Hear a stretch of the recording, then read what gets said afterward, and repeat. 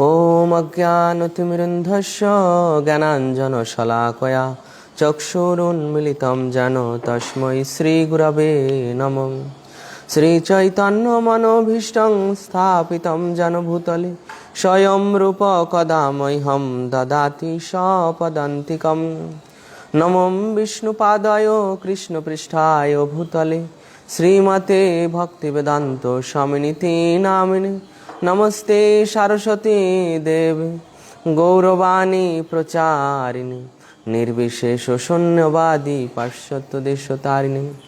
वाञ्छाकल्पतरुभ्यश्च कृपा सिन्धुभ्यो च पतितानां पावनेभ्यो वैष्णवेभ्यो नमो नमः। नमो महावदन्याय कृष्ण प्रेम प्रदायते कृष्णाय कृष्ण चैतन्य नाम्ने गौरतिसे नमः। हे कृष्ण करुणा सिंधु दीनबन्धो जगोत्पते गोपेश गोपिका कांतो राधा कांतो नमोस्तुते। तप्त कांचन गौरांगी राधे वृंदावनेश्वरी वृषभानुसुते देवी प्रणमामि हरिप्रिये। जय श्री कृष्ण चैतन्य प्रभु नित्यानंद श्री अद्वैत गदाधर श्रीवासादि गौर भक्तवृंद। हरे कृष्ण कृष्ण कृष्ण हरे हरे हरे राम राम राम हरे हरे। ओम नमो भगवते वासुदेवाय ओम नमो भगवते वासुदेवाय ओम नमो भगवते वासुदेवाय। नारायणं नमस्कृत्य नरं चैव नरोत्तमं देवीं सरस्वती व्यासं ततो जयमुदीरये। श्रीमद्भागवतम प्रथम स्कंध द्वितीय अध्याय दिव्य भाव और दिव्य सेवा। श्लोक नंबर 23।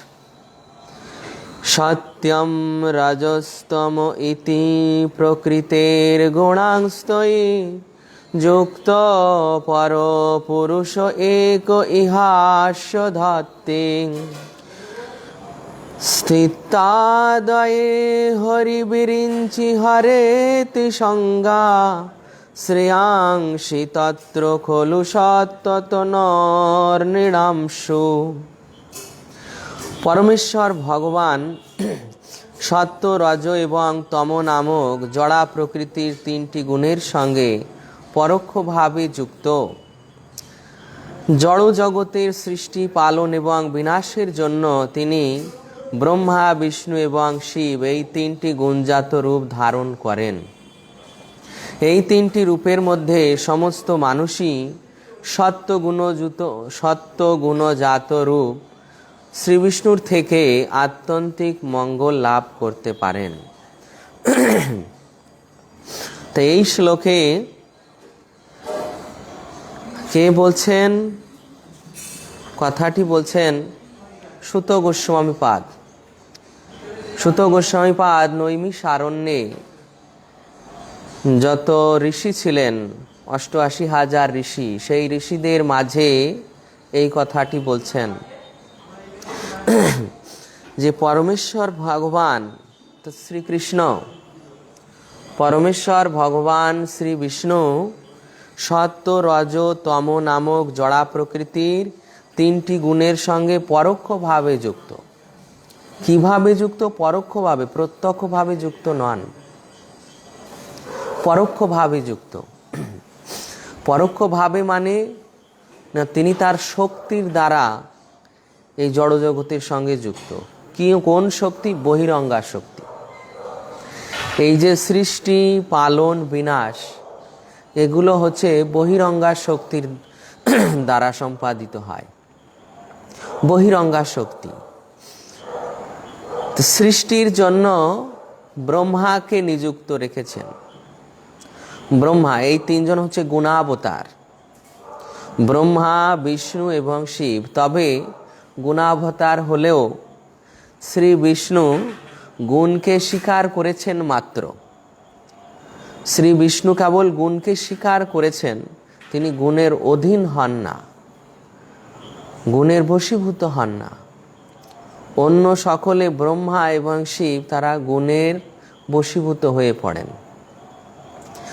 তো সৃষ্টির জন্য ব্রহ্মা আমাদের এই ব্রহ্মাণ্ডের জন্য চতুর্মুখ ব্রহ্মাকে রেখেছেন। অন্যান্য ব্রহ্মাণ্ডে অষ্টমুখ, দ্বাদশমুখ, পঞ্চাশমুখ, শতমুখ, সহস্রমুখ, 10 সহস্রমুখ, লক্ষমুখ, কোটিমুখ ব্রহ্মা পর্যন্ত আছে। যেহেতু আমাদের এই ব্রহ্মাণ্ড ছোট, এই জন্য এই ব্রহ্মাণ্ডে চতুর্মুখ ব্রহ্মা। তো এই জন্য এই ব্রহ্মা তিনিও ভগবানের দ্বারা শক্তি প্রাপ্ত হয়েছেন। এমন নয় যে তিনি নিজে করছেন, শক্তি তিনি ভগবানের কাছ থেকে লাভ করেছেন। ভগবান ব্রহ্মাকে তার সাধনার সন্তুষ্ট হয়ে তিনি শক্তি প্রদান করেছিলেন। ব্রহ্মা সৃষ্টির জন্য তিনি যখন উৎপন্ন হন, তখন দিব্য 100 বৎসর, দেবতাদের দিব্য 100 বৎসর তিনি এই ভগবানের আরাধনা করেছিলেন। তো তারপর ভগবান তাকে শক্তি প্রদান করেছিলেন। তো এইভাবে সৃষ্টি করার জন্য ব্রহ্মাকে শক্তি লাভ করতে হয়েছিল, ব্রহ্মাকে ভগবানের আরাধনা করতে হয়েছিল। তো এই যে দেখুন, সমস্ত কার্যে ভগবানের শক্তির প্রয়োজন। সমস্ত কার্যে ভগবানের শক্তি বিনা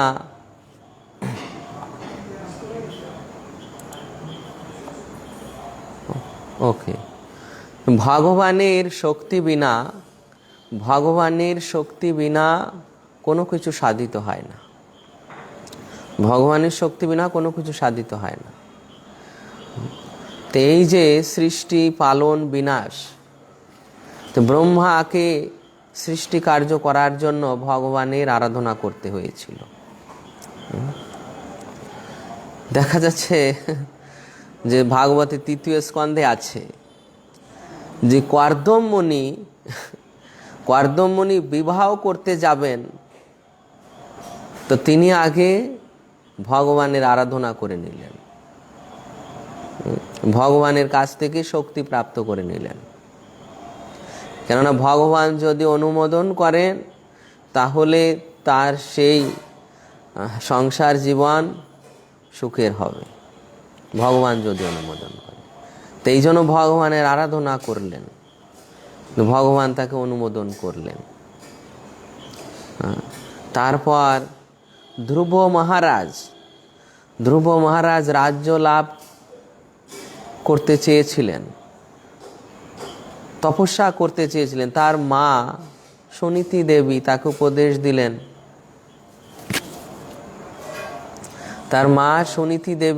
উপদেশ দিলেন, যে ভগবানের আরাধনা করতে, পরম পুরুষের আরাধনা করতে ধ্রুব মহারাজ উপদেশ করলেন। অন্য কোনো দেবদেবীর আরাধনা করলেন না, কেবলমাত্র ভগবানের আরাধনা করলেন। তো রাজ্য লাভের জন্য তিনি ভগবানের আরাধনা করেছেন। এই জন্য ভাগবতের শ্লোক হয়ে রয়েছে যে অকাম সর্বকাম বা মোক্ষ কাম উদারধি তীব্রেণ ভক্তি যোগেন যজেত পুরুষ পরম। যে কার্যই করতে যাওয়া হোক না কেন, যদি তাতে কামনা বাসনা যুক্ত থাকে, কি কামনা বাসনা মুক্ত থাকে, বা কেউ যদি মুক্তি লাভেরও কামনা করেন, তথাপি তিনি যেন পরমেশ্বর ভগবানেরই আরাধনা করেন। তো এইভাবে সমস্ত কার্যের জন্য ভগবানের আরাধনা শাস্ত্রে নির্দিষ্ট হয়েছে। এখানে ব্রহ্মাজি তিনিও সৃষ্টি বিস্তারের জন্য ভগবানের আরাধনা করছেন। এরপর পালন, সৃষ্টি ব্রহ্মা করে দিচ্ছেন, বিনাশ বা ধ্বংস সেটা শিবজি করে দিচ্ছেন। কিন্তু পালন কোন গুণে হয়? সত্যগুণে। পালনটা হয় সত্যগুণে। রজগুণে সৃষ্টি, তমগুণে বিনাশ, আর পালন হয় সত্যগুণে। তো সত্যগুণকে স্বীকার করেছেন পরমেশ্বর ভগবান, গুণের বশবর্তী হয়ে নয়, গুণের অধীন হয়ে নয়, গুণের অধীশ্বর হয়ে, গুণের নিয়ন্ত্রক হয়ে গুণকে কেবল স্বীকার করেছেন। যেমন দেখা যায় যে উচ্চ পদস্থ থানায়, যেমন জেলখানায় মনে করুন কোনো উচ্চ পদস্থ অফিসার এলেন, তিনি জেলখানায় এলেন, তার মানে তিনি জেলখানার ভিতর ঢুকে গেলেন না। আর জেলখানায় কোনো কয়েদি এলো, তাহলে সহজেই বুঝতে হবে যে সে জেলখানায় বন্দী হয়েছে, জেলখানার অধীনস্থ হয়েছে। আর কোনো উচ্চপদস্থ অফিসার তিনি জেলখানায় এসেছেন, মানে না তিনি জেলখানার ভিতর কয়েদি রূপে আসেননি, তিনি নিয়ন্ত্রক হিসেবে এসেছেন। তো ঠিক ভগবান এইভাবে তিনি গুণকে স্বীকার করলেও তিনি নিয়ন্ত্রক, গুণাধীশ হয়ে গুণকে স্বীকার করেছেন মাত্র। তো এই পালনের কাজ ভগবান সরাসরি করেন।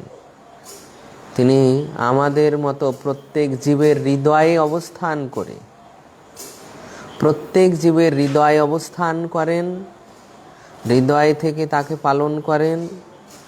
এমনকি দেবতাদের হৃদয়ে থাকেন, এমনকি এই যে ব্রহ্মা এবং শিবের হৃদয়েও তিনি নিবাস করেন।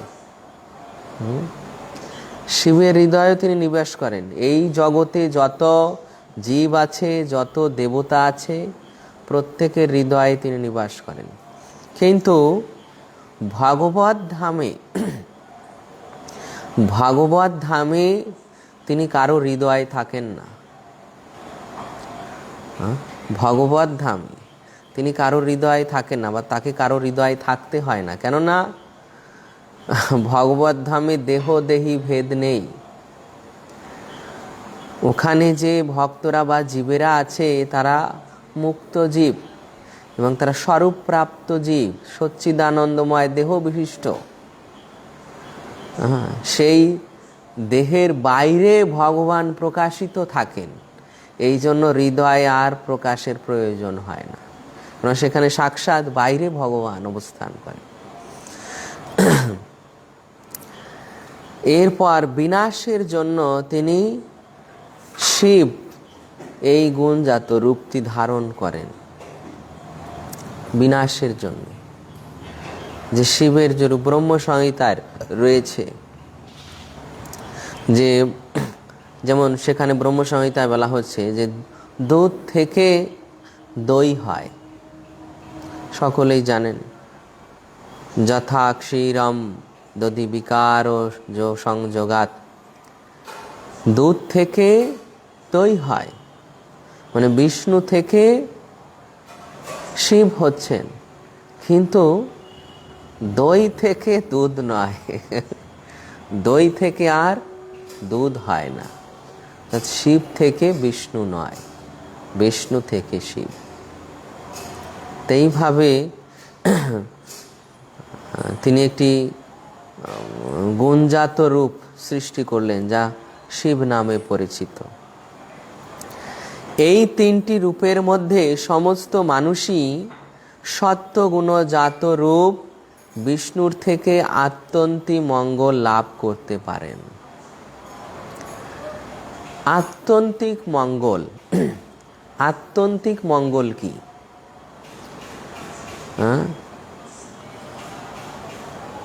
আত্যন্তিক মঙ্গল মানে যেটা আত্মার প্রকৃত মঙ্গল বা কল্যাণ, যেটা আত্মার প্রকৃত মঙ্গল বা কল্যাণ। এই প্রকৃত মঙ্গল বা কল্যাণ অন্য কারো দ্বারা সম্ভব নয়, একমাত্র শ্রী বিষ্ণুর দ্বারা। আর শ্রী বিষ্ণু বলতে শ্রী বিষ্ণু, নারায়ণ, কৃষ্ণ, ভগবানের যত অবতার আছেন সকলে। তো এই শ্রী বিষ্ণু রূপ থেকে মানুষের আত্যন্তিক মঙ্গল লাভ করতে পারেন, কেননা শ্রী বিষ্ণুর আরাধনাকেই সর্বশ্রেষ্ঠ রূপে স্বীকার করা হয়েছে শাস্ত্রে। এমনকি দেবাদিদেব স্বয়ং তিনি পদ্মপুরাণে দেবীকে বলছেন, পার্বতী দেবী, আরাধনা নাম সর্বেশাম বিষ্ণুর আরাধনা পরম তস্মাৎ পরতর দেবীম তদীয়নম সমর্চনম। হে দেবী, সমস্ত আরাধনার মধ্যে শ্রী বিষ্ণুর আরাধনা সর্বশ্রেষ্ঠ, কেননা তিনি মুক্তিপ্রদাতা সর্বেশাম বিষ্ণুরেব ন সংশয়, কেননা তিনি হচ্ছেন মুক্তিপ্রদাতা। এবং তার আরাধনার থেকে তার শুদ্ধ ভক্তের আরাধনাকে আরো শ্রেষ্ঠ মানা হয়েছে। ভগবানই শ্রেষ্ঠ মেনেছেন। যদিও ভগবানের আরাধনাই সর্বাগ্রে করণীয়, তথাপি যারা ভগবানের আরাধনার পাশাপাশি তার ভক্তদেরও সমদৃষ্টিতে দর্শন করেন, সেবা করেন, তাদেরকে শ্রেষ্ঠ মানা হয়। যারা তার ভক্তের আরাধনা করেন, ভক্তের সেবা করেন। ভক্তের আরাধনা মানে ভক্তের সেবা। তো এইভাবে আত্যন্তিক মঙ্গল কেবল শ্রী বিষ্ণুর আরাধনার মাধ্যমেই সম্ভব। তো প্রভুপাদ এখানে বর্ণনা করছেন যে এই যে বিষ্ণু তত্ত্বের আরাধনা বা ভগবত তত্ত্বের আরাধনা কেবল শ্রী বিষ্ণু একা নন বা শ্রীকৃষ্ণ একা নন, শ্রীকৃষ্ণের যে 6 রকম অবতার, তাদের মধ্যে যারা বিষ্ণু তত্ত্ব আছেন, ভগবত তত্ত্ব আছেন, যেমন আমরা দেখতে পাই এই যে গুণাবতারদের সম্বন্ধে বলা হলো, এই গুণাবতারদের মধ্যে ব্রহ্মা এবং শিব আছেন, তবে তারা বিষ্ণু তত্ত্ব নন। ভগবানের গুণাবতার ব্রহ্মা এবং শিব, তারা ভগবানের গুণাবতার, কিন্তু তারা বিষ্ণু তত্ত্ব নন। অর্থাৎ ভগবানের যত অবতার আছেন তাদের মধ্যে যারা বিষ্ণু তত্ত্ব, তারাই হচ্ছেন আরাধ্য। ভগবানের 6 রকম অবতার আমরা জানি।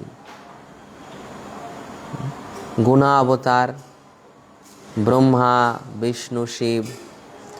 তারপর লীলা অবতার ভগবান শ্রীকৃষ্ণ, শ্রীরামচন্দ্র, মৎস্যদেব, লীলা অবতার। তারপর যুগা অবতার, 4 যুগে 4 অবতার। সত্য যুগে শ্রীহরি, দ্বাপর যুগে শ্রীকৃষ্ণ, ত্রেতা যুগে শ্রীরামচন্দ্র। তারপর কলিযুগের যুগাবতার শ্রী চৈতন্য মহাপ্রভু, যুগাবতার। তারপর মন্বন্তর অবতার, তো মন্বন্তর অবতারের মধ্যে প্রথম মন্বন্তরে অবতার ছিলেন স্বয়ম্ভুব মনুর সময় অবতার ছিলেন ভগবান সম্ভবত হরি। তারপর আমাদের এই মন্বন্তরের অবতার হচ্ছেন বামন দেব।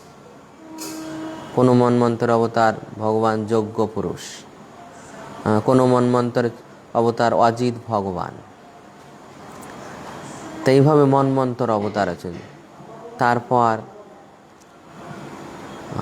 পুরুষ অবতার 4th নম্বরে আছে পুরুষ অবতার। ভগবানের 3 পুরুষ, কারণোদকশায়ী, গর্ভোদকশায়ী এবং ক্ষীরোদকশায়ী। এনারা 3 জনই বিষ্ণু তত্ত্ব। তারপর শক্তাবেশ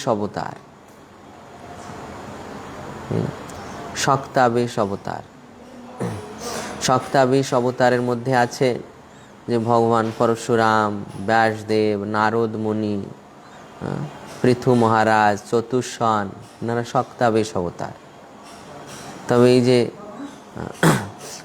পৃথু মহারাজ, নারদ মুনি, এনারা জীব তত্ত্ব, বিষ্ণু তত্ত্ব নন। 6 রকম অবতার। তাহলে হলো গুণা অবতার, লীলা অবতার, পুরুষ অবতার, মন্বন্তর অবতার আর শক্তাবেশ অবতার।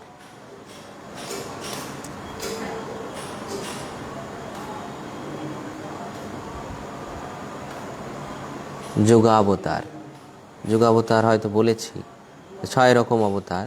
লীলা অবতার, লীলা অবতার, তো এই 6 রকম অবতার। তো এই 6 রকম অবতারের মধ্যে যারা বিষ্ণু তত্ত্ব, ভগবত তত্ত্ব, তারাই হচ্ছেন আরাধ্য। তো এইভাবে এখানে বর্ণনা করা হয়েছে যে সত্ত্বগুণজাত বিষ্ণু রূপ থেকে আত্যন্তিক মঙ্গল, আত্যন্তিক মঙ্গল মানে আত্মার প্রকৃত কল্যাণ, আত্মার প্রকৃত কল্যাণ ভগবত ভক্তি লাভের দ্বারা যখন সে স্বধামে প্রত্যাবর্তন করবে, স্বরূপে অধিষ্ঠিত হবে, নিত্য সেবায় যুক্ত হবে, সেটাই তার আত্যন্তিক কল্যাণ।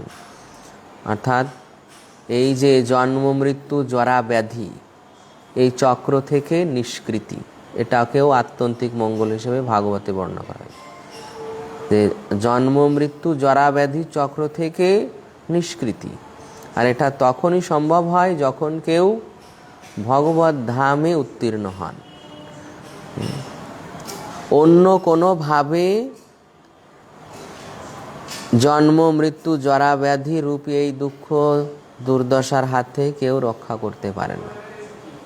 মুক্তি প্রদাতা সর্বেশাম বিষ্ণুরেব ন সংশয়। এই জন্য তার এক নাম মুকুন্দ, মুক্তিম দদাতিথি মুকুন্দ।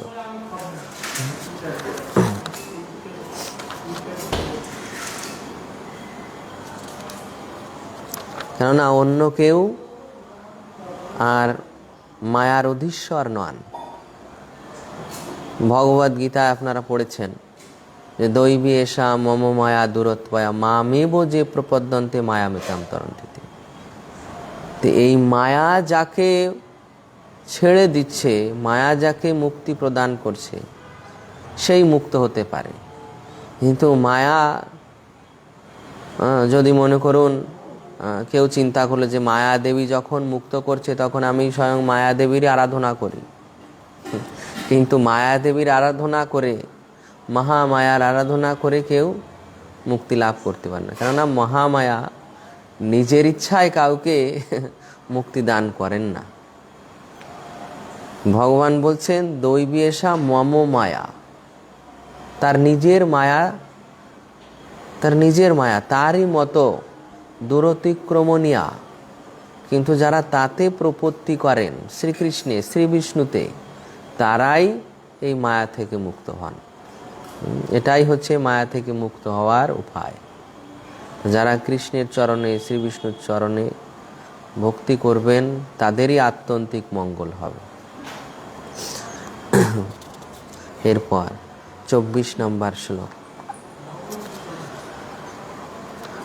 পার্থিবাদারুণো ধূমস্তস্মাদগ্নস্ত্রয়ীময় তমসস্তু রজস্তস্মাৎ সত্যম যদ ব্রহ্ম দর্শনম। কাঠ হচ্ছে মৃত্তিকার বিকার, কিন্তু ধোঁয়া কাঠ থেকে শ্রেয়, আর অগ্নি তার থেকে শ্রেয়। কেননা অগ্নির দ্বারা উচ্চতর জ্ঞান লাভ করা যায়। তেমনি রজগুণ তমগুণ অপেক্ষা শ্রেয়, কিন্তু সত্যগুণ সর্বশ্রেষ্ঠ। কেননা সত্যগুণের দ্বারা আমরা পরম সত্যকে উপলব্ধি করতে পারি। তো এই শ্লোকে একটি উপমা দেওয়া হয়েছে, উপমাটি ভালোভাবে বুঝবেন। কাঠ হচ্ছে মৃত্তিকার বিকার। কাঠ মানে বৃক্ষ কি থেকে উৎপন্ন হয়েছে? মৃত্তিকায় বীজ রোপণ করা হয়েছে, সেই মৃত্তিকা থেকে তার উপাদান, খাদ্য উপাদান শোষণ করে সেই গাছটি ধীরে ধীরে বেড়েছে, পুষ্টি লাভ করেছে। সেখান থেকে সে তার এই যে কাষ্ঠ, কাঠ উৎপন্ন হয়েছে। তো কি থেকে? মৃত্তিকা থেকে। কেননা মৃত্তিকা হচ্ছে ভূমি অংশ, ভূমি, আর এই কাষ্ঠ হচ্ছে সেই বৃক্ষের ভূমি। আমাদের যেমন আমাদের শরীরের এই ভূমি হচ্ছে কি, এই যে চর্ম, তারপর মাংস, মাংস, এগুলো হচ্ছে আমাদের ভূমি অংশ। তাই বলা হচ্ছে যে মৃত্তিকার থেকে কাঠ শ্রেষ্ঠ, কিন্তু ধোঁয়া কাঠ থেকে শ্রেয়। ধোঁয়া, তো কাঠকে যখন জ্বালানো হয় প্রথমে কি উৎপন্ন হয়? ধোঁয়া। কাঠ থেকে ধোঁয়া শ্রেষ্ঠ। ধোঁয়া থেকে অগ্নি শ্রেষ্ঠ। ধোঁয়া থেকে অগ্নি শ্রেষ্ঠ কেন? না, অগ্নির দ্বারা যজ্ঞ করা হয়। কাঠে অগ্নি জ্বালিয়ে সে অগ্নির মাধ্যমে বৈদিক যাগযজ্ঞ অনুষ্ঠিত হতো আগে। এই জন্য অগ্নি শ্রেষ্ঠ, ধোঁয়া থেকে অগ্নি শ্রেষ্ঠ। তো এইভাবে উপমা দিয়ে এখানে বলা হচ্ছে যে রজগুণ তমগুণ অপেক্ষা শ্রেষ্ঠ। তমগুণে কোনো জ্ঞানের প্রচেষ্টা হয় না। তমগুণে পশুর মতো জীবনযাত্রা। পশুরা সাধারণত তমগুণে থাকে। আহার করবে, নিদ্রা যাবে, আর যৌন প্রজনন করবে, সে কি পশুর বৃত্তি। আর ভয় পাবে, আহার নিদ্রা ভয় মৈথুন, পশু বৃত্তি। তো এই পশু বৃত্তি সাধারণত তমগুণে থাকে। এরপর তমগুণ থেকে রজগুণ। তমগুণ থেকে শ্রেষ্ঠ কি? রজগুণ। রজগুণে তারা একটু কি কর্ম করার প্রয়াসী হয়, কর্মচঞ্চল হয়। আর তমগুণে নিদ্রায়, নিদ্রা, সর্বদা নিদ্রা ভাব, কোনো কর্ম প্রচেষ্টা নেই। রজগুণে কর্ম প্রচেষ্টা রয়েছে। তাই বলা হচ্ছে যে রজগুণ তমগুণ অপেক্ষা শ্রেষ্ঠ। যেমন ওই মৃত্তিকা থেকে কাঠ শ্রেষ্ঠ, আবার এই রজগুণ থেকে সত্ত্বগুণ শ্রেষ্ঠ। রজগুণ থেকে সত্ত্বগুণ শ্রেষ্ঠ। সত্ত্বগুণ, কেননা সত্ত্বগুণে কি হয়? জ্ঞানের প্রয়াস। রজগুণে জ্ঞানের প্রয়াস হয় না, রজগুণে হয় কর্মের প্রয়াস, আর সত্ত্বগুণে হয় জ্ঞানের প্রয়াস। সত্ত্বগুণে মানুষের স্বভাব গঠিত হয়, স্বভাব, সাত্ত্বিক স্বভাব গঠিত হয়। ভোরবেলা ওঠা, তারপর অধিকক্ষণ নিদ্রায় না যাওয়া, জ্ঞান লাভের প্রচেষ্টা, তারপর সত্য দর্শন, মন চিন্তা শুভ মঙ্গলময়। এইভাবে সত্ত্বগুণকে রজগুণ থেকে শ্রেষ্ঠ বলা হয়েছে। কেননা সত্ত্বগুণের দ্বারা আমরা পরম সত্যকে উপলব্ধি করতে পারি। এই সত্ত্বগুণের দ্বারা ব্রহ্মানুসন্ধান হয়। কিন্তু এই সত্ত্বগুণে ভগবানকে লাভ করা যায় না। ভগবানকে লাভ করতে গেলে সত্ত্বগুণের উপরের স্তর বিশুদ্ধ সত্ত্বে যেতে হয়। গুণকে অতিক্রম করে, গুণ মানেই মায়ার দ্বারা আবদ্ধ। গুণের স্তরে বন্দী মানে মায়ার দ্বারা বন্দী। গুণ থেকে মুক্ত মানে মায়ার থেকে মুক্ত। সেটা হচ্ছে বিশুদ্ধ সত্যের স্তর। সেই স্তরে ভগবান প্রকাশিত হন। সত্যম বিশুদ্ধম বাসুদেব শব্দিতম। ভগবান বাসুদেব স্তরে নিজেকে প্রকাশিত করেন। তো সেই বাসুদেব স্তর হচ্ছে ত্রিগুণাতীত স্তর। তো এইভাবে বলা হচ্ছে যে শিব যে তমগুণে সেই তমগুণ থেকে রজগুণ শ্রেষ্ঠ, রজগুণ থেকে সত্যগুণ শ্রেষ্ঠ, সত্যগুণে জ্ঞানের প্রয়াস হয়, সত্যগুণের থেকেও বিশুদ্ধ সত্য শ্রেষ্ঠ। শুদ্ধ ভক্তেরা সেই বিশুদ্ধ সত্যে অবস্থান করেন, সেই স্তরে ভগবানের অনুভব লাভ করেন। এইভাবে একটা স্তর দেখানো হয়েছে যে এই সত্য গুণ থেকে মানুষ আত্যন্তিক মঙ্গল লাভ করতে পারে। যেমন আমাদের ভক্তি জীবনে যদি আমাদের এইভাবে অধিক তমগুণ হয়ে যায়, তাহলে সর্বদা নিদ্রা ভাব আসবে, আলস্য ভাব আসবে। তো এটা সে ভক্তি জীবনে এই প্রকার আমাদের এই ধরনের গুণের প্রভাব থেকে যাচ্ছে, কারণ আমরা সেই শুদ্ধ সত্যের স্তরে আমরা এখন পৌঁছাতে পারিনি। তাই এই গুণের দ্বারা আমরা আবদ্ধ হয়ে পড়ছি। আমাদের নিদ্রা আসছে, জপ করার সময় পাঠে বসে নিদ্রা আসছে, তো আলস্যতা আসছে। তারপর এই যারা তমগুণ থেকে রজগুণে উঠেছেন তারা অধিক কর্মচঞ্চল, কোথাও স্থির নয় যে বসে একটু মানে নীরবে জপ করবে বা স্থির চিত্তে জপ করবে না, মনে সর্বদা এটা ওটা চিন্তা। তো এই গুণের প্রভাব, রজগুণের প্রভাব তাকে এইভাবে কর্মচঞ্চল করে দিচ্ছে, চঞ্চলমতি হয়ে যাচ্ছে। এরপর সত্যগুণের স্তরে ভক্তিতে যে সত্যগুণ, সেই সত্যগুণের স্তরে তারা স্থিরমতি, শান্ত। তো এই স্তর থেকে যারা উঠে চলে এসেছে, অর্থাৎ তমগুণ অতিক্রম করে রজগুণ, রজগুণ অতিক্রম করে সত্যগুণ, সত্যগুণ অতিক্রম করে বিশুদ্ধ সত্যে, সেই স্তরে তারা একেবারে শান্ত হয়ে যান। তাদের জাগতিক কোনো পদ পজিশন, কোনো ভোগ বিলাসের আর কোনো প্রয়োজনীয় থাকে না, আবশ্যকতা থাকে না। তো সেই স্তরে তারা বিশুদ্ধ সত্যে ভগবানের উপস্থিতি অনুভব করেন। এবং শাস্ত্রে বলা হয়েছে যে প্রকৃত ভক্তি ওই বিশুদ্ধ সত্য স্তর থেকে শুরু হয়। প্রকৃত ভক্তি ওই বিশুদ্ধ সত্য স্তর থেকে শুরু হয়।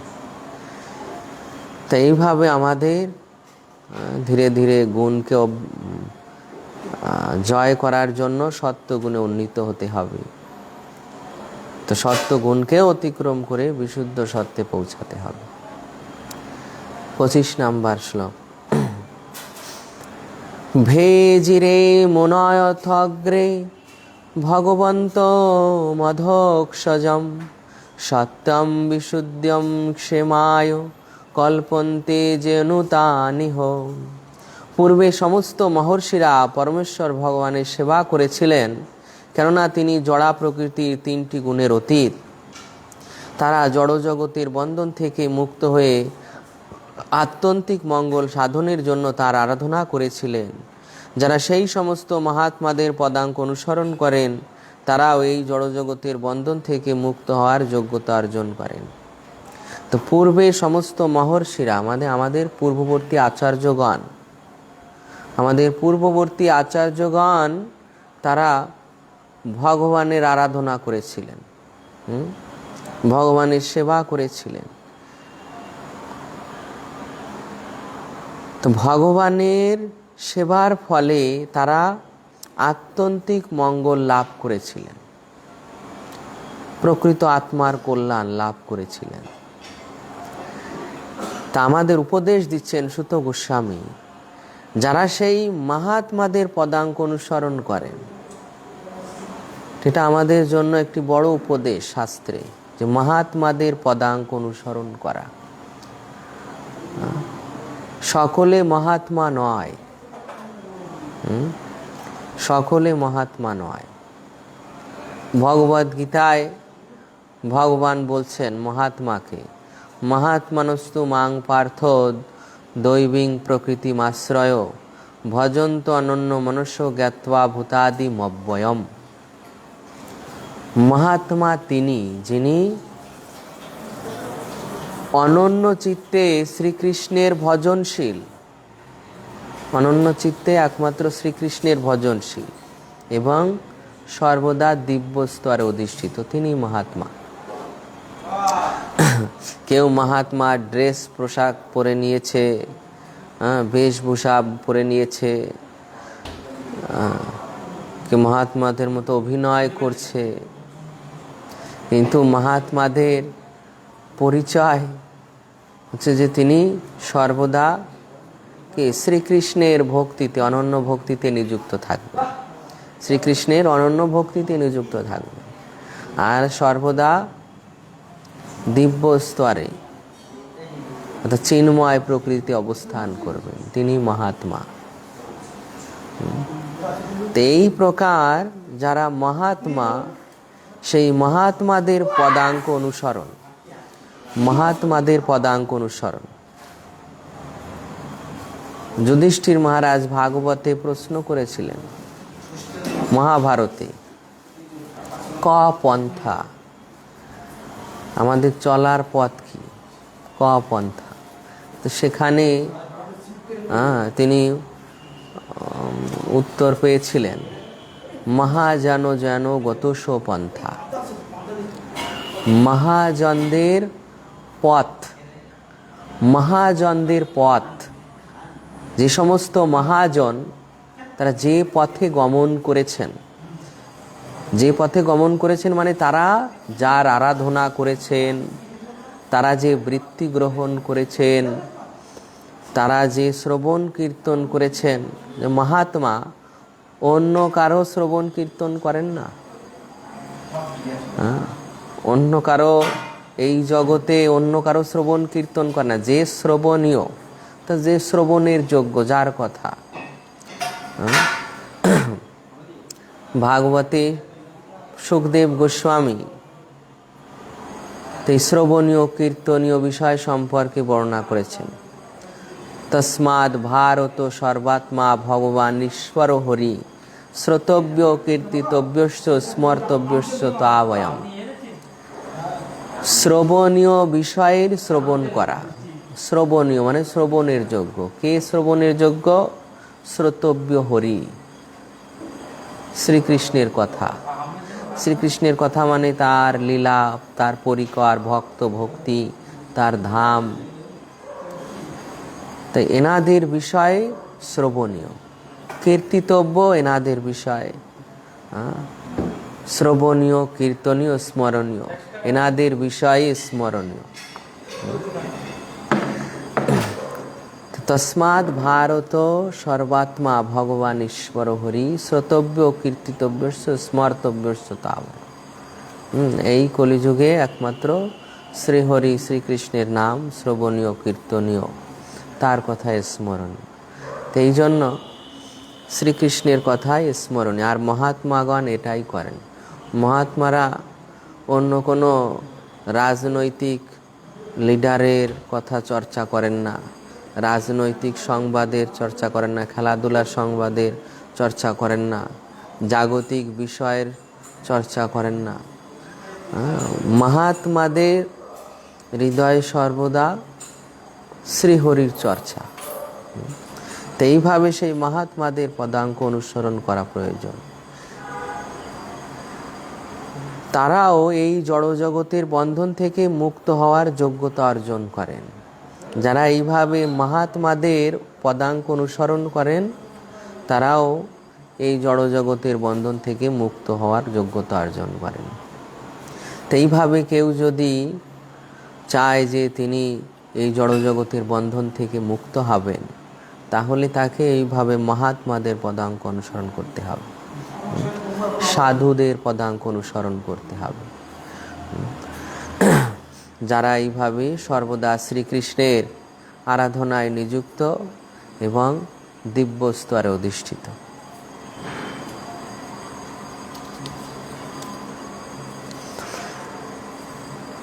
তো ভাগবতে প্রভুপাদ এখানে আমাদের যে পূর্ববর্তী মহাজন 12 জন মহাজনের বিষয় এখানে তাৎপর্য উল্লেখ করেছেন।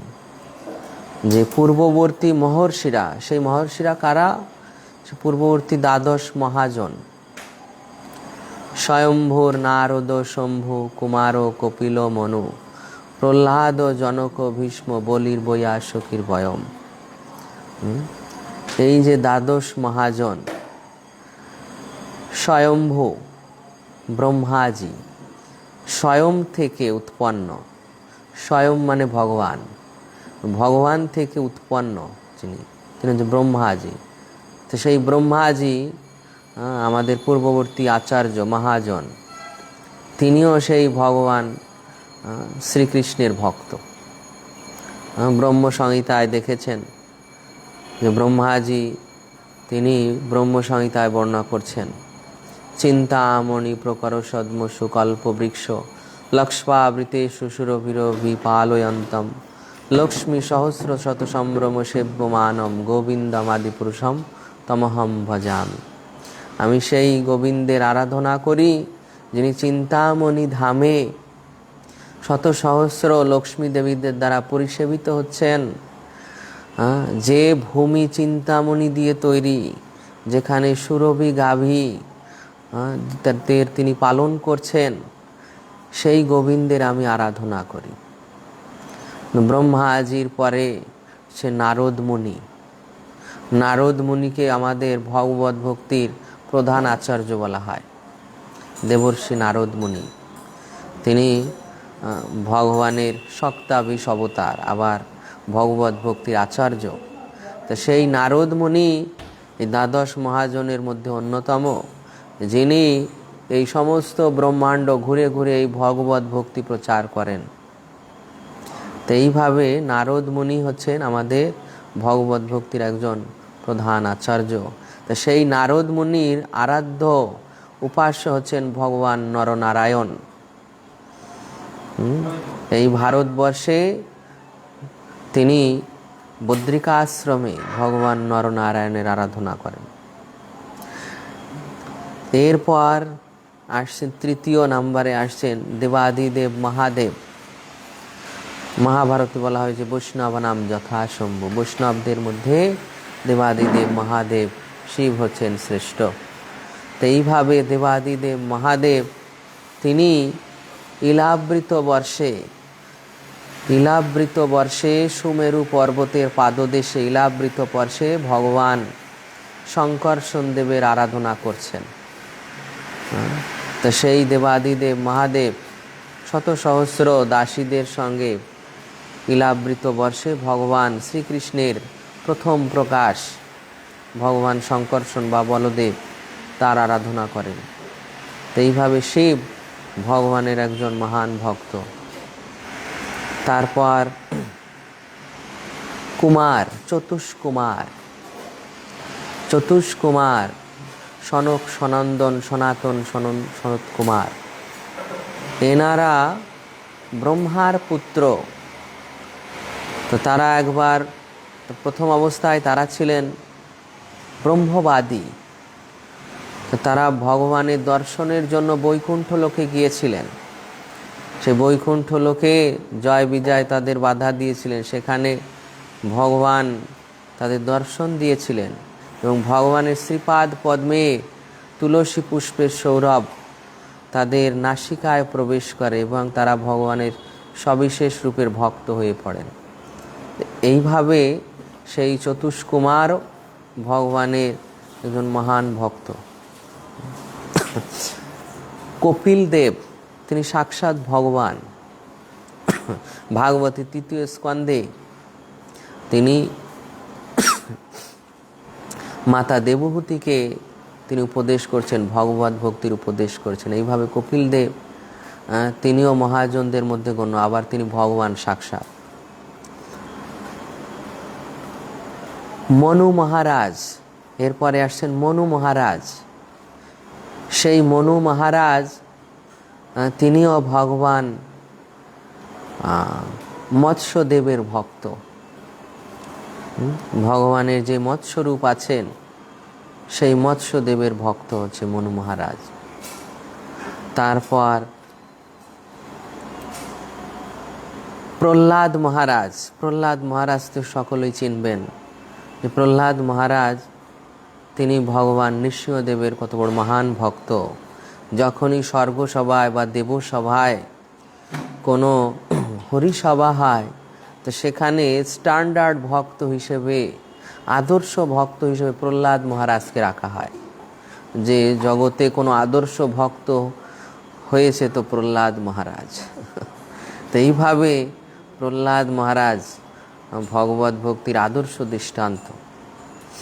তো সেই প্রহ্লাদ মহারাজ আমাদের মহাজন, তিনিও ভগবান শ্রীহরি বিশেষ রূপ নৃসিংহদেবের আরাধনা করেছেন। এখনও হরিবর্ষে তিনি প্রহ্লাদ মহারাজ ভগবান নৃসিংহদেবের আরাধনা করছেন। তারপর জনক মহারাজ, জনক, শিরোদ্ধর জনক, তিনিও ভগবান শ্রীরামচন্দ্রের ভক্ত। ভীষ্মদেব, এর পরবর্তীতে আসছে ভীষ্মদেব। এই ভীষ্মদেব ভাগবতের এই প্রথম স্কন্ধেই রয়েছে যে তিনি ভগবানের উদ্দেশ্যে যে স্তুতি নিবেদন করলেন, সেই স্তুতির মাধ্যমেই প্রতিপন্ন হয়েছে। সেখানে প্রভুপাদ বর্ণন করেছেন যে ভীষ্মদেবের যে জ্ঞান, ভীষ্মদেবের যে অনুভব তা ব্যাসদেবের জ্ঞানকে অতিক্রম করে গিয়েছে। প্রভুপাদ ব্যাখ্যা করেছেন যে ভীষ্মদেবের যে জ্ঞান অন্তিমে সরসজ্জায় পড়ে একজন শুদ্ধ ভক্ত জীবনে যে কোনো অবস্থায় তিনি উপদেশ করতে সক্ষম। তো সেই ভীষ্মদেবের জ্ঞান ব্যাসদেবের জ্ঞানকে অতিক্রম করে গিয়েছে।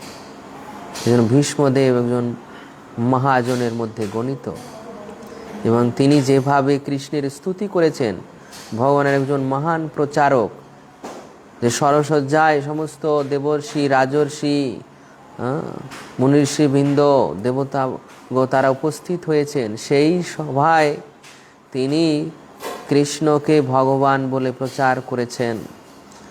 কৃষ্ণের চরণে নিজের মনকে সমর্পণ করেছেন। কৃষ্ণের নাম স্মরণ করে তিনি দেহত্যাগ করেছেন, নিত্যলীলায় প্রবিষ্ট হয়েছেন। এইভাবে কৃষ্ণের একজন মহান ভক্ত, যিনি কৃষ্ণের এত বড় প্রচার করেছেন সকলের মাঝে।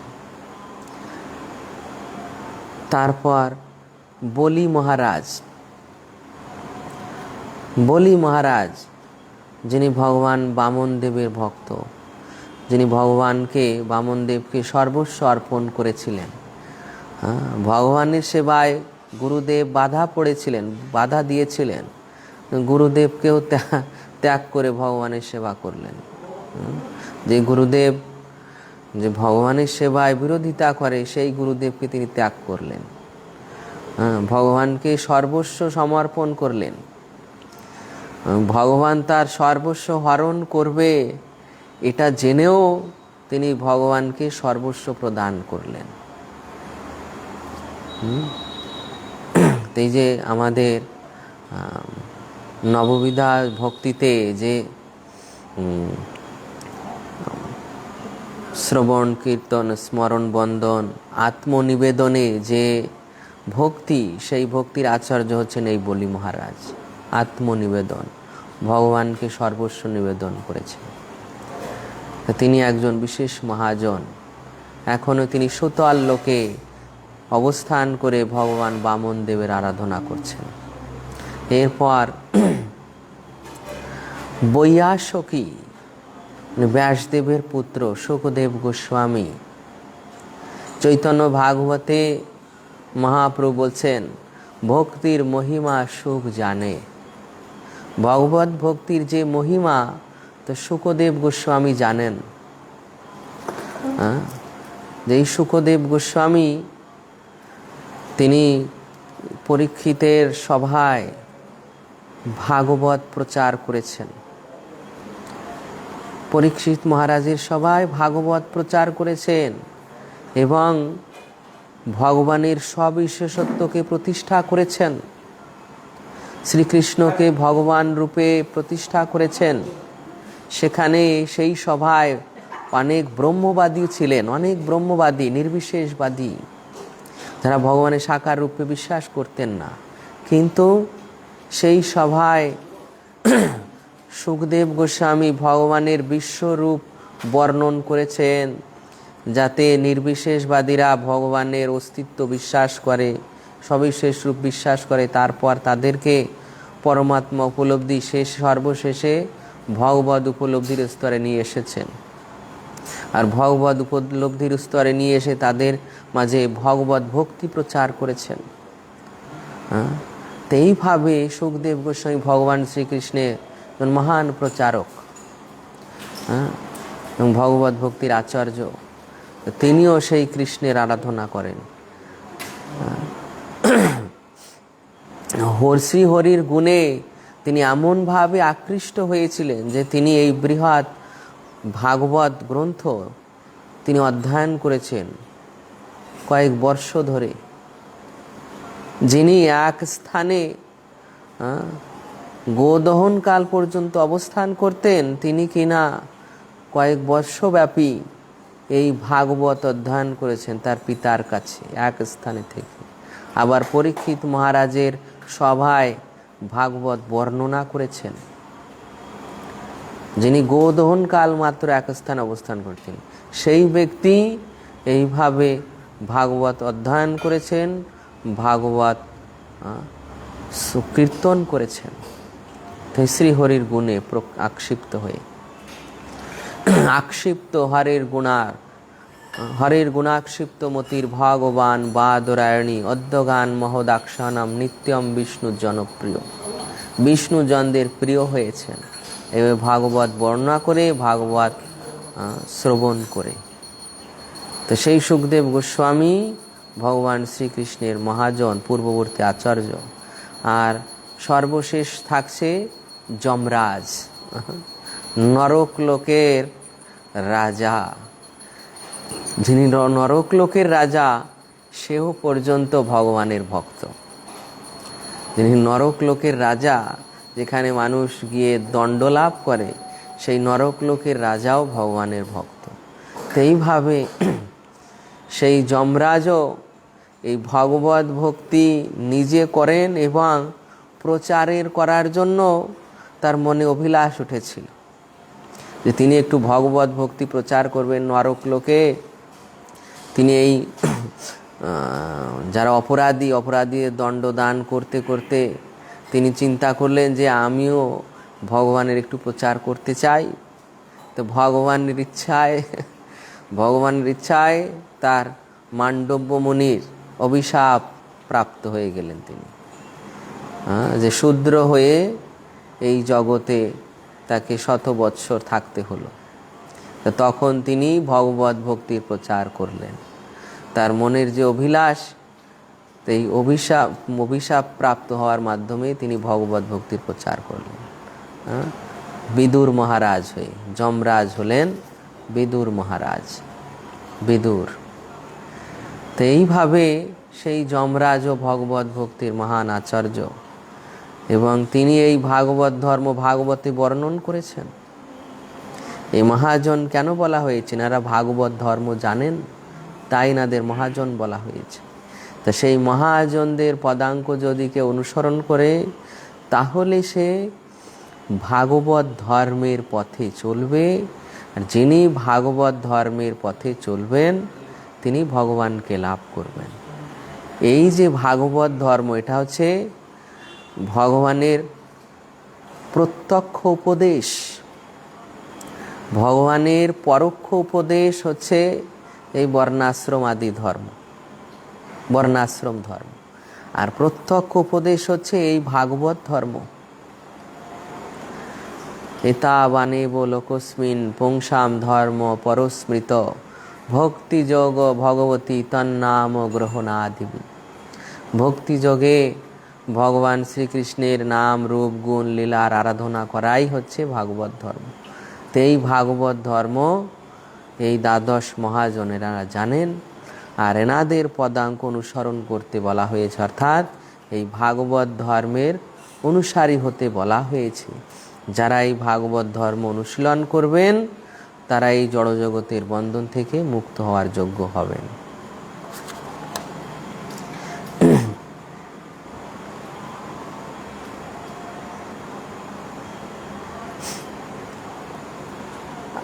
আচ্ছা, এটা আমি প্রশ্ন উত্তরে বলবো মাতাজি, প্রশ্ন উত্তরে বলবো। এরপর 26 নম্বর শ্লোক।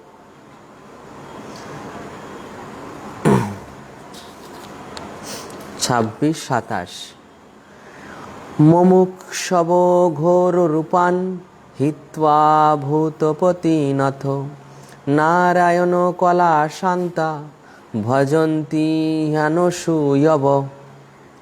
যারা মুক্তি লাভের জন্য ঐকান্তিকভাবে আগ্রহী তারা অবশ্যই অসূয়ারোহিত এবং তারা সকলের প্রতি শ্রদ্ধাপরায়ণ। তথাপি তারা ভয়ঙ্কর আকৃতিবিষ্ট দেবদেবীদের ত্যাগ করে কেবল ভগবান শ্রীবিষ্ণু এবং তার অংশ অবতারদের নিত্য আনন্দময় রূপের আরাধনা করেন। 23 শ্লোকে সুত গোস্বামী পাদ বলছেন, যারা মুক্তি লাভের জন্য ঐকান্তিকভাবে আগ্রহী, মুক্তি লাভ, মুক্তি কি, মুক্তি সম্পর্কে এই ভাগবতেই বলা হয়েছে, মুক্তির হিত্বা অন্যথা রূপম স্বরূপেণ ব্যবস্থিতি। মুক্তি মানে স্বরূপে অধিষ্ঠিত হওয়া, স্বরূপে, আত্মার স্বরূপে। আত্মা, আত্মা কার অংশ?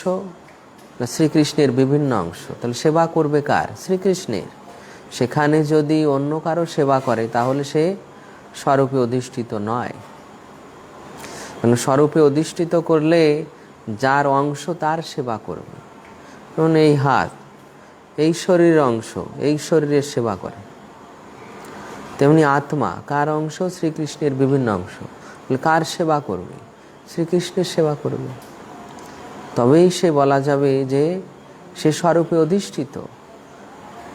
যদি স্বরূপে অধিষ্ঠিত না হয় তখনই সে অন্য দেবদেবীদের আরাধনা করে, তাহলে তার ওই স্বরূপের রাজ্যে ভগবত ধামে ফিরে যাওয়ার কোনো প্রশ্ন নেই। কেননা ভগবত ধামে কোনো দেবদেবী নেই, ভগবত ধামে কোনো দেবদেবী নেই। সেখানে কেবল ভগবানই বিরাজ করেন আর ভগবানের পার্শ্বদগণ। ভগবত ধামে কোনো দেবদেবী নেই, কারণ দেবদেবীরা তারাও অনিত্য, তাদের শরীর অনিত্য, তাদের লোক অনিত্য, তাদের স্থায়িত্ব অনিত্য। তারা এই জড় জগতে অবস্থান করে। কিন্তু যারা এইভাবে এই ভয়ঙ্কর আকৃতিবিষ্ট দেবদেবীদের আরাধনা করেন, ভগবদ্গীতায় আপনার পেয়েছেন, জানতি দেবব্রতা দেবান পিতৃন জান্তি পিতৃব্রতা ভূতানি জানতি ভূতের যা জানতি মজ্জা জিনোপিমাম। দেবতাদের আরাধকেরা দেবলোক প্রাপ্ত হবে, ভূত প্রেত আদিরা উপাসকেরা ভূতলোক লাভ করবে, পিতৃপুরুষের উপাসকেরা পিতৃলোক লাভ করবে। কিন্তু ভগবান বলছেন যে তার উপাসকেরা তার লোক লাভ করবে, যেটা নিত্য, আর সমস্ত লোক অনিত্য। এইভাবে যারা ভগবানের ভক্ত, শ্রদ্ধাপরায়ণ, অসূয়ারোহিত, অসূয়ারোহিত মানে মাৎসর্যহীন, যাদের মধ্যে কোনো মাৎসর্য নেই, হিংসা নেই, তারাই সেই ভগবান শ্রীহরির বিভিন্ন রূপের আরাধনা করেন। আর দেবদেবীদের উপাসকেরা তারা অসূয়াযুক্ত, ঈর্ষাপরায়ণ, একে অন্যের প্রতি ঈর্ষাপরায়ণ। আমাদের স্বাভাবিকভাবে যারা কনিষ্ঠ অধিকারী, মধ্যম অধিকারী, এই সমস্ত ভক্তদের মধ্যেও এই অসূয়া ভাব থাকে, অসূয়া ভাব। কিন্তু মহাপ্রভু এই ভাবকে চণ্ডালিনীর সঙ্গে তুলনা করেছেন, মাৎসর্য চণ্ডালিনী। ব্রাহ্মণের হৃদয় যেখানে গোবিন্দের আশ্রয়স্থল, ব্রাহ্মণ, যিনি গুণগতভাবে ব্রাহ্মণ, কর্মগুণে ব্রাহ্মণ, তো সেই ব্রাহ্মণ বা ব্রাহ্মণীর হৃদয় স্বাভাবিকভাবে মাৎসর্য রহিত। তো সেখানে যেন আমরা এই মাৎসর্যকে স্থান না দিই। যারা দেবদেবীর উপাসক তারাই এই প্রকার মাৎসর্য পরায়ণ, তারা বিভিন্ন দেবদেবীর আরাধনা করে এবং ভয়ঙ্কর রূপ বিশিষ্ট। কেমন ভয়ঙ্কর এখানে উদাহরণ দেওয়া হয়েছে, প্রভুপাদ দিয়েছেন যে কাল ভৈরব, শ্মশান ভৈরব, মহাকালী, চণ্ডিকা, উগ্রমূর্তি, মুন্ডমালা, হাড়ের মালা, রক্ত পান করছে, ভূত পিশাচ সঙ্গে রয়েছে, তে উগ্রমূর্তি। তো ভগবানের যারা ভক্ত তারা এই প্রকার উগ্রমূর্তির আরাধনা করে না। দেবদেবীরা, যারা দেবদেবীর উপাসক তারা এই প্রকার উগ্রমূর্তির আরাধনা করে বিশেষ বিশেষ ক্ষমতা লাভের জন্য, কামনা বাসনা পূরণের জন্য। তো শাস্ত্রে বলা হয়েছে, প্রভুপাদ এখানে তাৎপর্য লিখেছেন যে যারা আত্যন্তিক মঙ্গল লাভ করতে চান তারা শ্রীকৃষ্ণের বিভিন্ন যে প্রকাশ তারই আরাধনা করবেন। আবার শ্রীকৃষ্ণের বিভিন্ন উপাসকদের মধ্যে আবার প্রভুপাদ বিশ্লেষণ করেছেন, যারা বৃন্দাবন লীলায় প্রবেশ করতে চান তারা শ্রীকৃষ্ণ অথবা শ্রী বলরামের আরাধনা করবেন। যারা বৃন্দাবন লীলায় প্রবেশ করতে চান, যে মনোরম রূপ শ্রীকৃষ্ণের বিভিন্ন প্রকাশ, নারায়ণ, দামোদর, বামন, গোবিন্দ, অধোক্ষজ, মধুসূদন, ত্রিবিক্রম, শ্রীরামচন্দ্র, ভগবানের যে অসংখ্য প্রকাশ রয়েছে, যে বিষ্ণু তত্ত্ব তারাই আরাধ্য, তারাই উপাস্য। তাদের এইভাবে আরাধনা তাদের লোক প্রাপ্ত হয়। আবার প্রভুপাদ এখানে তাৎপর্য লিখছেন যে যোগ্যতা সম্পন্ন ব্রাহ্মণেরা বিষ্ণু তত্ত্বের প্রতীক শালগ্রাম শিলারও আরাধনা করেন। শালিগ্রাম শিলা বিষ্ণু তত্ত্বের প্রতীক, সেই শালিগ্রামেরও আরাধনা বিষ্ণু তত্ত্বেরই আরাধনা। তো এইভাবে যে ভগবানের যে প্রকাশ শালিগ্রাম শিলা, সে সাক্ষাৎ বিষ্ণু তত্ত্ব। যোগ্যতা সম্পন্ন, যারা যোগ্যতা সম্পন্ন ব্রাহ্মণ আছেন, বৈষ্ণব আছেন, তারা সেই শালগ্রাম শিলার আরাধনা করেন। তো সেও বিষ্ণু তত্ত্বের প্রকাশ, তিনিও আরাধ্য। তো এইভাবে যারা ভগবানের ধামে ফিরে যাওয়ার অভিলাষী, আকাঙ্ক্ষী, ভগবত সেবায় যুক্ত হওয়ার আকাঙ্ক্ষী, তারা দেবদেবীদের পরিত্যাগ করে একমাত্র ভগবান শ্রীকৃষ্ণের অথবা তার বিভিন্ন রূপের আরাধনা করবেন। তবে প্রভুপাদ এও বলেছেন যে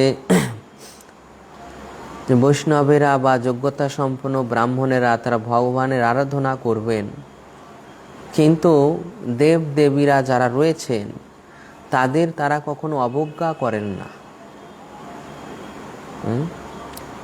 বিধি হচ্ছে কি ভগবানের সেবা, নিষেধ কি না, নিষেধ অন্য দেবতাদের আরাধনা করব না, অন্য দেবতাদের অবজ্ঞা করব না।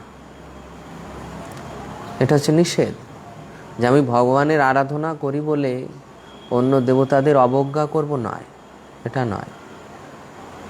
প্রভুপাদ বলেছেন যে অন্য দেবতাদের প্রতি শ্রদ্ধা, তাদের আরাধনা নয়, পূজা নয়, তাদের প্রতি শ্রদ্ধা,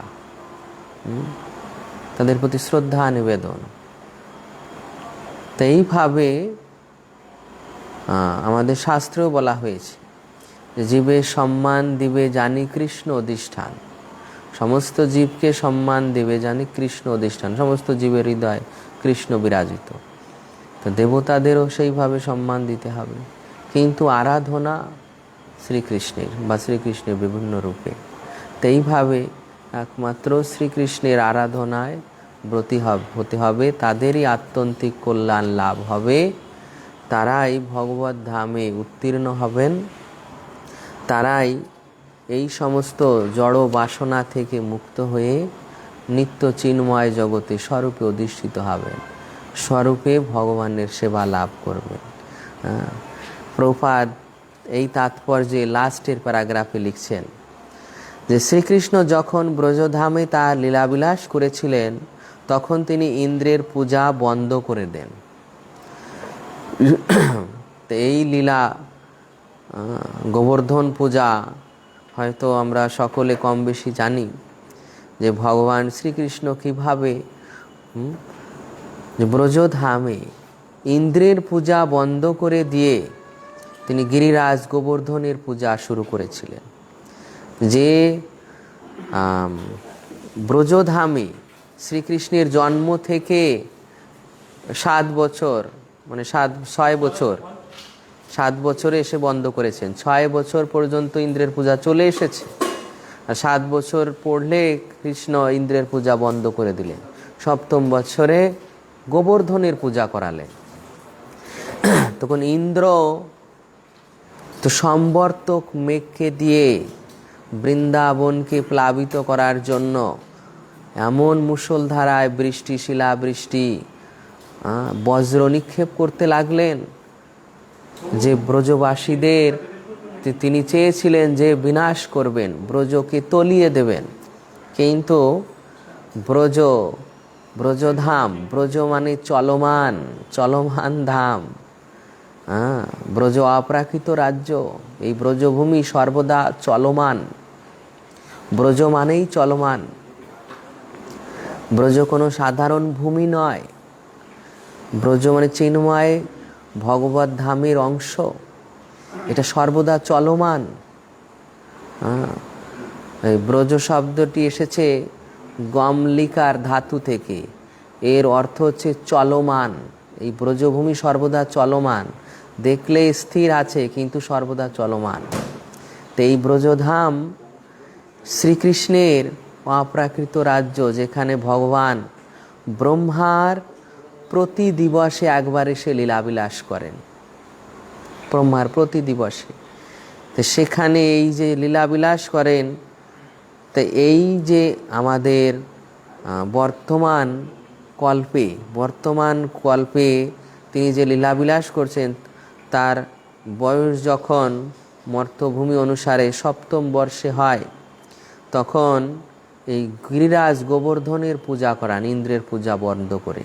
তখন ইন্দ্র ব্রজবাসীদের হত্যা করার চেষ্টা করেছিলেন। ভগবান তখন গোবর্ধন ধারণ করে ব্রজবাসীদের রক্ষা করেছিলেন। তো এইভাবে যে ভগবানই এখানে সেই পন্থা অবলম্বন করে দিচ্ছেন, আমাদের সেই শিক্ষাই দিচ্ছেন যে দেবদেবীদের পূজা করার কোনো প্রয়োজন নেই। দেবদেবীরা আধিকারিক, তারা অধিকারীর দ্বারা শক্তি প্রাপ্ত হয়েছেন। যেমন ইন্দ্র নন্দ মহারাজ শ্রীকৃষ্ণকে বলছিলেন যে ইন্দ্র আমাদের বৃষ্টি দেয়, বৃষ্টির ফলে ফসল উৎপন্ন হয়, ফসল খেয়ে গাভীরা দুধ প্রদান করে, সেই দুধের দ্বারা আমাদের জীবিকা নির্বাহ হয়। তাই ইন্দ্র ভগবান আমাদের কাছে, আমরা তাই ইন্দ্রের পূজা করি। শিশু কৃষ্ণ তখন বলছেন যে হে পিতা, এই যে পর্বত, এই যে সমুদ্র, এই পর্বত বা সমুদ্র সে তো কখনো ইন্দ্রের পূজা করে না, সেখানে কেন বৃষ্টি হয়? আমরা ইন্দ্রের পূজা করি বলে ইন্দ্র আমাদের বৃষ্টি দেয়। তো পর্বত, সাগর, সমুদ্র এরা তো কখনো ইন্দ্রের পূজা করে না, কেন সেখানে বৃষ্টি হয়? কৃষ্ণ এই যুক্তি দিলেন যে ইন্দ্র তো ভগবানের ইচ্ছায় বৃষ্টি প্রদান করছেন, তার বৃষ্টি প্রদান করা তার কর্তব্য। তো এইভাবে সে কর্তব্য কর্ম করছেন বলে আমরা তাকে পূজা করব, এটা ঠিক নয়। তার কর্তব্য, সেটা বাধ্যতামূলক, সে তো করবে। কিন্তু আমাদের যে উপাস্য, আমরা তারই আরাধনা করব। আমাদের জীবিকা কার দ্বারা চলে? গাভী মাতার দ্বারা, গোমাতার দ্বারা। গোমাতাদের পালন পোষণ কে করছে? এই গোবর্ধন পর্বত। গোবর্ধন গোবর্ধন আমাদের ছায়া প্রদান করছে, গোবর্ধন ঘাস প্রদান করছে, তার গুফায় আমরা আশ্রয় নিচ্ছি। এই গোবর্ধনই আমাদের সর্বতভাবে পালন করছে। আমাদের উচিত এই গোবর্ধনের পূজা করা। সেই থেকে ভগবান ইন্দ্রের পূজা বন্ধ করে গোবর্ধনের পূজা করলেন। তাই এইভাবে ভগবান প্রকৃত ধর্ম প্রবর্তন করলেন, কৈতব ধর্ম বর্জন করে। ধর্ম অর্থ কাম মোক্ষ হচ্ছে কৈতব ধর্ম। কৈতব ধর্ম বর্জন করে অকৈতব ধর্ম, ভগবানের আরাধনা, এটা প্রবর্তন করলেন। এবং এটাই সেই ভাগবত ধর্ম। প্রভুপাদ লিখছেন যে জড় বিষয় লাভের জন্য বিভিন্ন দেবদেবীর পূজা করা প্রকৃতপক্ষে ধর্ম অনুশীলন একটি বিকৃত রূপ। শ্রীমদ্ ভাগবতের শুরুতেই এই ধরনের ধর্ম আচরণকে কৈতব ধর্ম বলে বর্জন করা হয়েছে।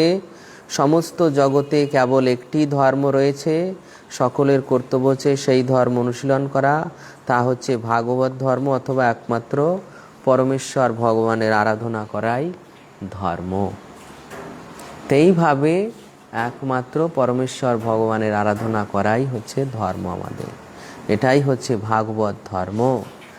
আর এটাই ভগবান নিজে মুখে বর্ণনা করেছেন। ধর্ম তো সাক্ষাৎ ভগবত প্রণীতম। ধর্মের উপদেশ ভগবান সাক্ষাৎভাবে বলেছেন। আর পরোক্ষ ধর্ম তিনি মনু মহারাজ, যাজ্ঞবল্ক্য এনাদের দ্বারা এই বর্ণাশ্রম ধর্মের উপদেশ দিয়েছেন, যেটা হচ্ছে পরোক্ষ ধর্ম। আর প্রত্যক্ষ ধর্ম হচ্ছে এই ভাগবত ধর্ম। ভগবানের আরাধনা করা, ভগবানের নাম জপ করা, কৃষ্ণের নাম জপ করা, কৃষ্ণের আরাধনা করা, কৃষ্ণের বিষয়ে শ্রবণ কীর্তন করা, কৃষ্ণের বিষয়ে স্মরণ করা, কৃষ্ণের ভক্ত সঙ্গ করা, ভক্তি করা, এটাই ভাগবত ধর্ম। হরে কৃষ্ণ। তা আজকে এখানেই আমরা বিশ্রাম দিচ্ছি। এরপরে পরবর্তীতে আমাদের পরবর্তী ক্লাসে একটি বিশেষ শ্লোক রয়েছে, এই জন্য পরবর্তীতে আমরা আলোচনা করব। হরে কৃষ্ণ। এখন যাদের প্রশ্ন আছে তারা প্রশ্ন জিজ্ঞাসা করতে পারেন।